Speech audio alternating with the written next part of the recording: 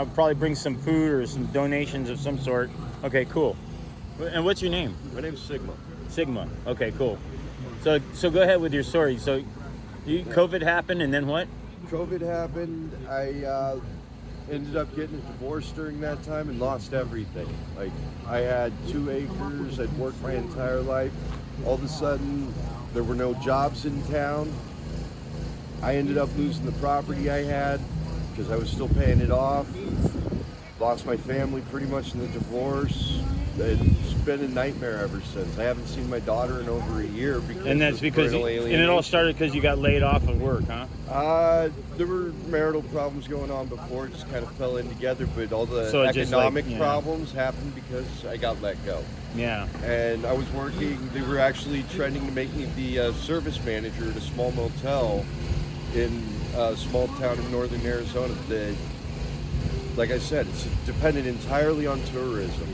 They almost died until the movie Cars came out, and because through a little bit of magic from Disney, they changed the name, but the town I lived in was the town from Cars. So Oh. everybody was coming through to see that town, but not that year. Not in Yeah. 2020. Yeah. And it crippled the economy enough. In 2021, I finally left. I got a job working in a group home in Prescott Valley, working with developmentally disabled adults, clearing 60, 70, 80 hours a week, and couldn't afford housing. Because the housing market had gotten so bad, and after 6 months living in my car, ended up moving back to the Phoenix area where I was originally from, because a friend of mine down there offered me a killer job that ended up falling apart very quickly. Yeah. And I've been on the I've had 2 months in the last 2 years where I wasn't on the streets. And that was when I was working for my friend in Phoenix. How come you don't get a job now? I'm trying. Yeah. The It's hard economy's without been it. that bad. It's hard with. Well, no, because It's there's a hard lot of without jobs right now. It's hard without an address. I mean, I Yeah. kind of figured out Indeed wasn't even passing my stuff along to people because I didn't have an address. Oh wow. And I mean, I've put in over 100 applications on Indeed in the last 4 months. I've had 4 interviews out of it. Wow. And it just doesn't seem like any interview really goes anywhere.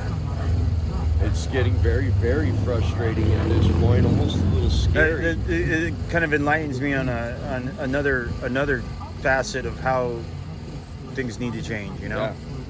Yeah. And at this point, I've been out on the streets since February of last year, between Arizona and here in San Diego. I came here about October because I was staying with my aunt, and that went sideways. And when she kicked me out, I had a buddy of mine out here that said, "Hey, come stay in my van with me."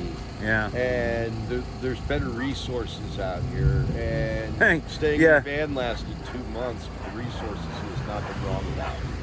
I've had nothing but better resources since I've been out here. From the community. Yep. Yeah. Well, from the community, even from the city Really. and the county level. That's good. There are programs out here for people that don't exist back in Arizona. There's things I wish I could see done differently, but nobody's really doing them. Well, I there feel like the needs a lot of shelters have change too- out here yeah. too. I I mean, feel like the shelters have too many rules. I heard about this shelter in Berkeley that I feel like just about has it right. And they let you pop up your tent in there and just leave it. They give you a padlock actually, so you can lock your stuff in your tent all day, so you don't have to lug it around. They've got security walking around to make sure nobody's messing with anybody else's stuff. I'm sure they have a lot stricter rules on getting in, but once you're in, they have fewer restrictions. you have a place that you don't have to worry Well, you about got when a you place, you can you've actually got go no out and look for curfew. work or do whatever. You don't Yeah. have to worry about curfews. Right, I mean, yeah. We are grown adults at this point. Right.